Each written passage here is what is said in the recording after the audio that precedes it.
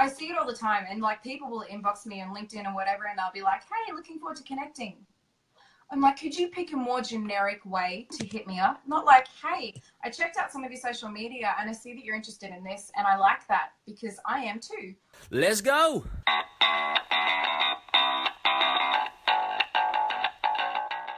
Renee, hello. Hi, how you going? Good. You were the quickest person to figure out so far, so props for that. you get a gold star. You know what? I actually really suck at technology. So this is as much a surprise to me as it is to everyone else. You've done well. So everyone tuning in, so Renee Chrystelle, she's actually an Aussie as well. So our first Aussie on the floor here today, which is fantastic. So thanks so much for joining us on the show. That's all right. Thank you. I'm so sorry. I'm just trying to set my office up, and it's just a freaking nightmare. Sorry. Hey, that's cool. My office is my kitchen, so don't stress. I've got my home office, but then whenever I do these, just because I have a lot more room, because it really is the shittiest room in the house is the home office. So yeah, I was set up in the kitchen just so I can get the lighting well. Oh, this is, you know, we live in a townhouse, and it's like a great big long train carriage, and everything kind of comes off one side. It's really cool. But my kids, I've got 3 boys, and they just like tear up and down the hallway all the time. And so I like pick them out of the house for this morning. I'm like, right, you're gonna leave. Get out. They could have jumped on and said hello. It's happened before. Oh no. Yeah, like, mommy, what's that? Just pressing buttons and shit. Yeah, that's exactly what would happen. I'd be up like, right, you've had your 20 seconds of fame. Well, yeah, thank you so much for tuning in today. I really appreciate you jumping on board. So everyone tuning in from home, so Renee Chrystelle, so basically she's got a long list of things that she's going to go through today, which is awesome. She's a finalist in the Business Women's Award from Telstra, which is in Australia. It's our biggest provider. They actually used to hold the government contract for telecoms, but now it's I believe it's privately owned or semi-privately owned. She's releasing a new book next year, which is personal image coaching as well. So yeah, Renee, let's jump into it. How did you get started in business? I'd love to hear how that all came about. I actually fell into it. I was working at a car dealership, and I had kind of gone from business strategy. I worked for Telstra for years as a business strategist. So I lived out of a suitcase for years, and my husband and I were like, this is not a real way to live, because like I'd come home, wash my clothes, give him a kiss on the cheek, and then leave again. And I did that for 2 years straight while we had a little one. And I'm like, this is a joke. Like, how anytime he was sick, and I missed my flight one morning, and I got into massive trouble because Telstra would pay for it to go all around the country. So it got to the stage where I was like, it was about 5 o'clock in the morning, and my husband had uni exams on that day as well. So he couldn't get his situation.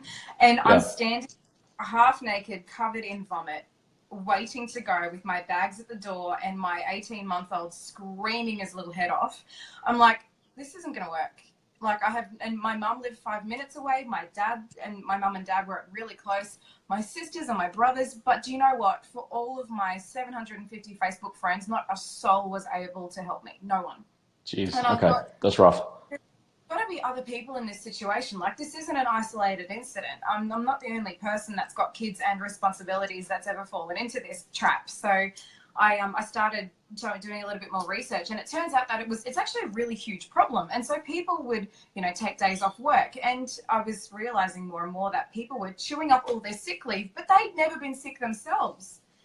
So then I kind of sat on the idea for a while and was like, I am too young. I don't know enough about this to do it right. So I'm not going to touch it right now. And then I went to work for Mercedes-Benz as a car salesperson, because it's a similar sort of field, and I loved it. I had a ball. Yeah, great. It happened one day. I had a major client coming in. They put down $250,000 in cash. Oh my God! You're just like, yep. Yeah, straight up. That's exactly what it was the whole time. I was absolutely floored that they had this much money. Why are you walking around with that on you? Oh, just some casual, fold and change, nothing big. Yeah, and this guy, so he came up from Melbourne, and we think he's kind of a shady character. And I had this deal waiting to go, and I actually had to leave the dealership because I had 2 kids sick, and I had to go to school and pick them both up. But this gastro bug just went through our household for a week. Yeah. And my boss, I was the only female at the dealership, and females in car dealerships have really high sales and retention rates. And my boss called me. He's like, you've got to sort out whether you're going to be a mother or you're going to be here. And Well, I'm that's like, rough. yeah, straight up. I'm like, hang on, I'm your highest grossing salesperson. Yeah. And he's like, Like, really, explain like, that. not selling, you're no good. And I thought, okay. So we went and got a nanny, and that was the biggest epic failure we had ever done. I went through an agency, we paid $6,000. They're like, you know, she'll come, she's a German teacher, she speaks perfect English, she's amazing, you'll have a ball. She'll come blue carded and federally police checked. Yeah, right. This tourist arrived on my doorstep with fucking nothing. Yeah. Nothing. Great. I was like, ridiculous. I'm expected to house this tourist who doubled our food bill. Like, yeah, jeez. I'm bored. And then, you know, she was trying to charge me extra on top of us having put on a $10,000 extension on our inner city house to house her. And then she's, you know, trying to charge me extra and then cracks the shits when I don't let her take off with our family car to the Gold Coast for the weekend. What? It was mind blowing. And I thought, you know what? I actually have no leg to stand on. So I went back to work, and then she gave me 24 hours notice that she was cutting her contract off and left. Yeah. So I got my job. Like, I went in on the Monday and I'm like, I'm sorry, I've got 3 kids, I've got 2 in school, I can't do this. This is a joke. I can't. Yeah. And then I was at home for about 2 weeks, and I kind of sat on this idea. Went and had a chat with a good friend of mine who's an accountant. Registered everything, kind of got it up and running. Had a really shitty, horrible business partner who probably should be in jail.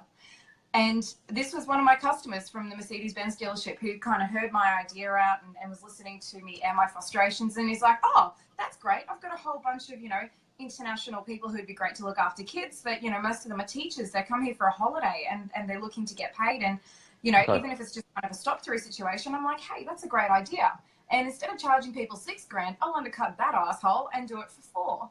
And vet these people better. Give them some level of accountability because it's your kids.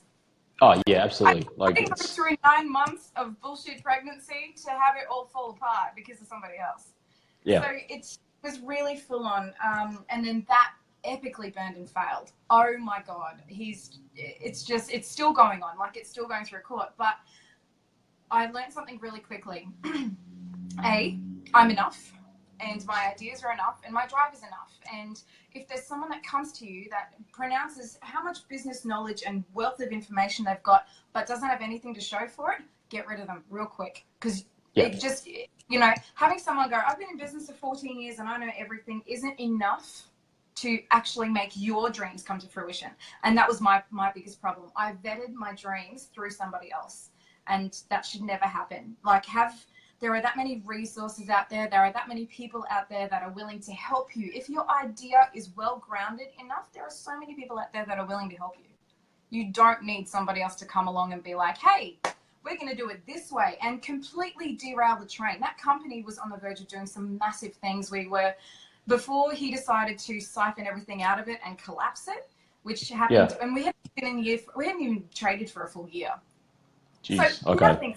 Yeah, we were on the verge of getting a contract with Defence, and I had been working on getting a contract with the consulates. So that way when the Democrats come here with their kids, they've got some really high-level security, vetted people to look after their kids and look after their aging family, because they will often travel with them as well, because they kind of walk straight into the country at the same rate that, you know, these diplomats do. Yeah, exactly. We were on the verge of some huge shit, and he collapsed it. And I was like, you're an idiot. Yeah, straight up. I'm like, you're an idiot. You don't deserve this. And then a whole lot of other stuff that just, I will fuck you up with those details later. That's a book there, and that's the only place that I will talk about it, because it's just horrific, some of the stuff that I went through. It was the worst. I wouldn't wish it on anyone ever. Apart from him. That would be really funny. But anyway. Karma's a bitch. Yeah, that's right. Well, you know what? And I was sitting in my car kind of watching, you know, I dropped the kids off at school, and I'm like, I still want this. This is still something that's so real. And by this stage, I had worked my butt off getting all of this relevant studies and research and information to back up why this was so important and why it still needed to happen.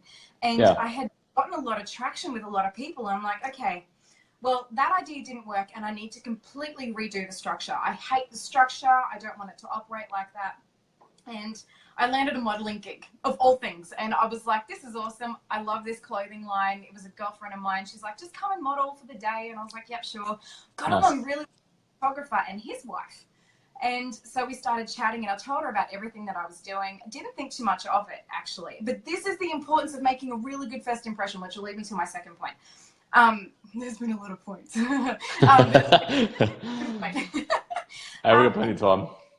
Yeah, and that is that you should go into every meeting, meet every person with the expectation that they will give you something, just a little something. Like you'll say enough about what you're doing with enough conviction and passion without rambling, which sounds ironic coming from me right now. But you'll say so much so that it'll hit someone right where it's necessary, especially if what you're doing has got some really serious social grounding in it. Because we've all walked through horrible situations and things that were stressful to us, and we don't want to see people that we love go through the same. So when I spoke to the photographer and his wife, a couple of weeks later, I was complaining about Telstra, ironic, but my Telstra service was absolutely terrible. We were just going through getting the NBN, which is awesome when it works.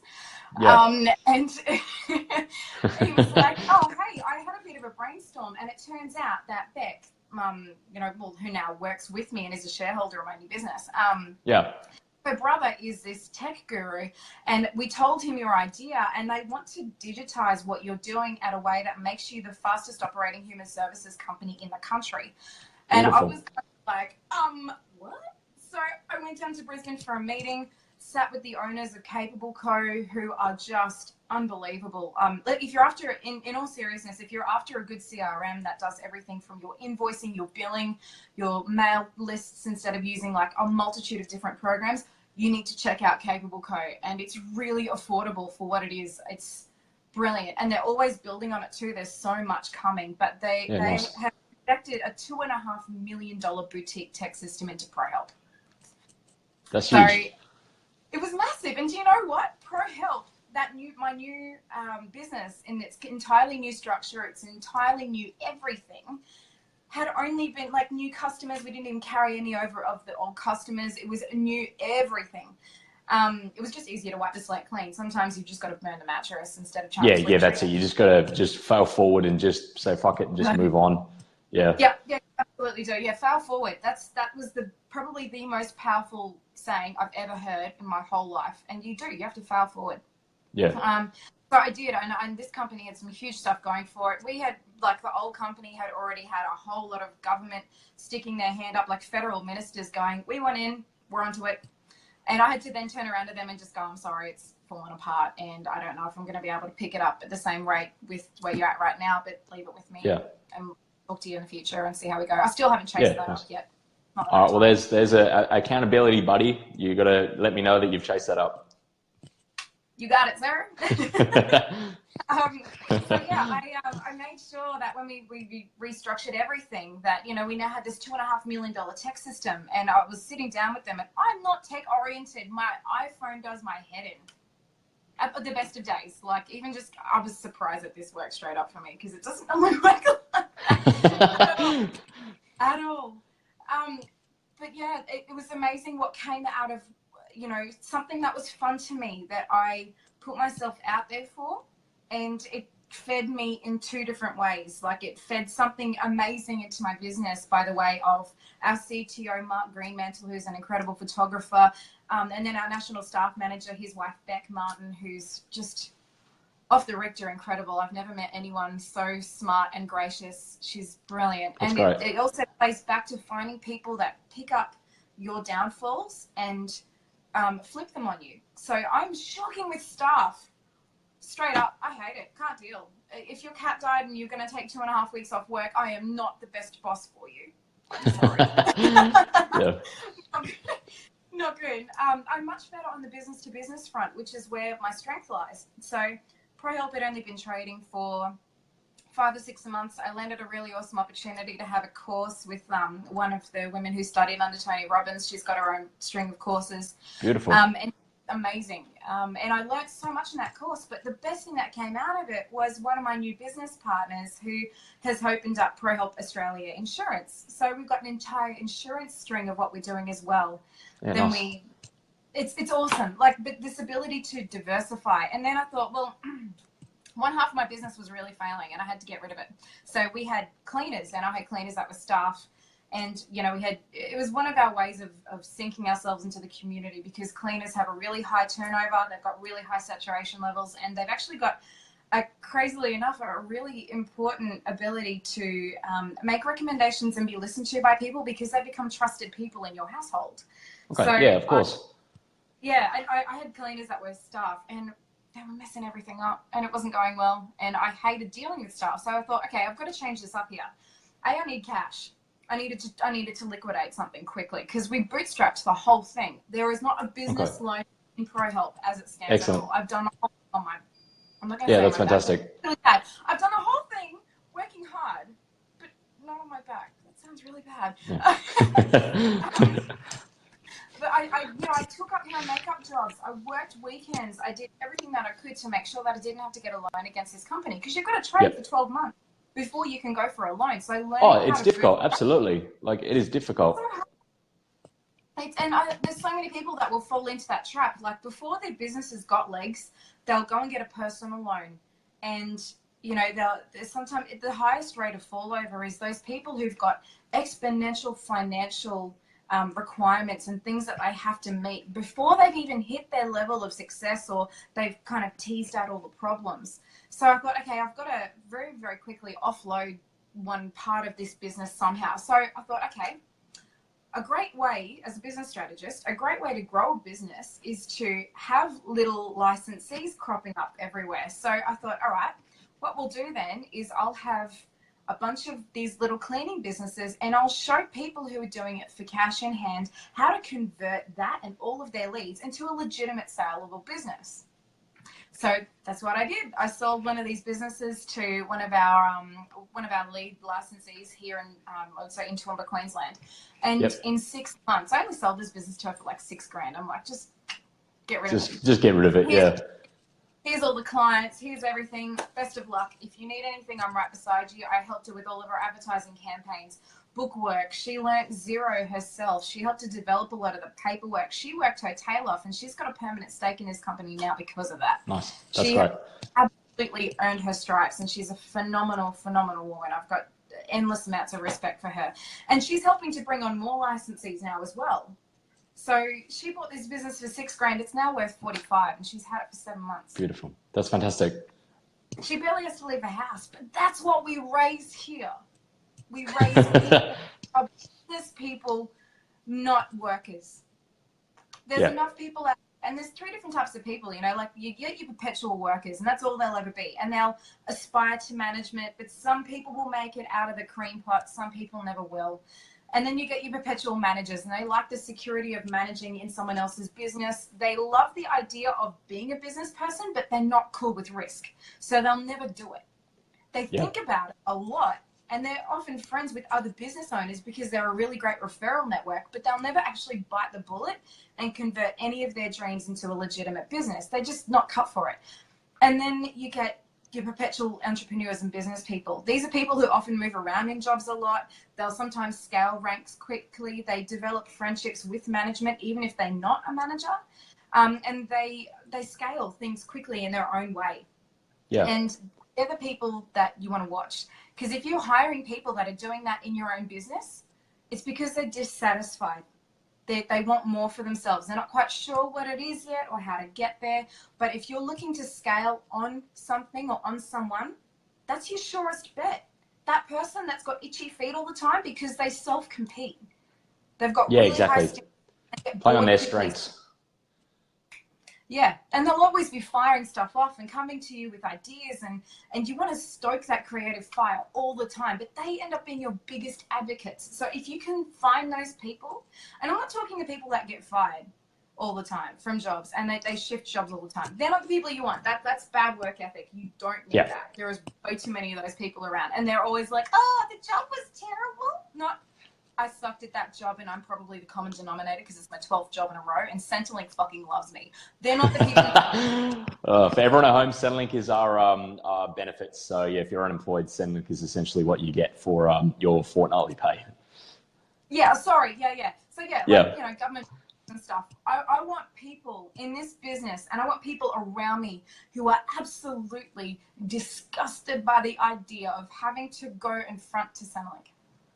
Because they're the people that will work hard. They're the people that will push hard. They're the people that will push you hard, and they'll give you ideas, and you want to consult with them all the time. So I'm constantly having meetings with these people who are now permanently in my business. So ProHelp went from just being ProHelp, and we haven't even traded for a full year yet. In January, we will have traded for a full year. Yeah. So and even in this short year, we became 2 different awards. We became the Australian Institute of Management regional runner-up for entrepreneur. That's fantastic. It was really cool. I kind of, not going to lie, really annoyed that I didn't win it, because I'm like... Yeah, of course. Well, you've come such a long way in under a year. Like, that's awesome. Like, you know, to not win it sucks. So, but yeah, no, congrats even getting to the position of finalist. Like, that's awesome. Thanks. It gave me a lot of hope towards the Telstra Women's Business Awards as well. And we became a Queensland state finalist for that. And I was sitting beside some ridiculous people. I'm like, I shouldn't be here. Done.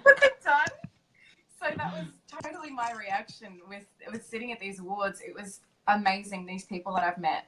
It was wonderful. So it was, thanks, Amanda. Yeah, thanks for tuning in, Amanda. We'll catch you on the replay. Yeah, definitely. Bye, Tick. So yeah, and oh yeah, that's right, everyone. Don't forget to tag replay below if you're watching. Yeah, we got my little is hashtag hashtag team R, so R for replay. Yeah, but yeah, if you got any questions, jump aboard, comment. We'd love to hear from you. You know, Renee has a fascinating story, and you know, she's already so well endowed in business, even though you know she's only really been operating for just under a year now. She's doing fantastically. She's you know, runner-up award winner for several awards, so she's doing awesome. So even if you're on the replay, jump on the questions in the comments there, and she can get back to you later. So yeah, thanks for tuning in. And ask me anything. Like, there's so many questions that people are like, oh, I don't really want to ask that. But the stupidest questions are the ones that don't get asked. And I have had to ask some really embarrassingly dumb questions. And you never know. You could be that person that I end up asking one of those questions right back to. So don't forget to yeah, nice. And one of the things that I realized as well is in raising all these smaller businesses and in all these licensees, how much I love coaching them and mentoring them. These are people, generally speaking, who have no tertiary qualifications. They're people who have only resorted to doing that sort of work because typical regular work never worked for them. Yep. Or they have really, really, they have bigger aspirations for themselves, but no one to coach them there. And it's all well and good to be like, you know, watching Tony Robbins, but there is no way in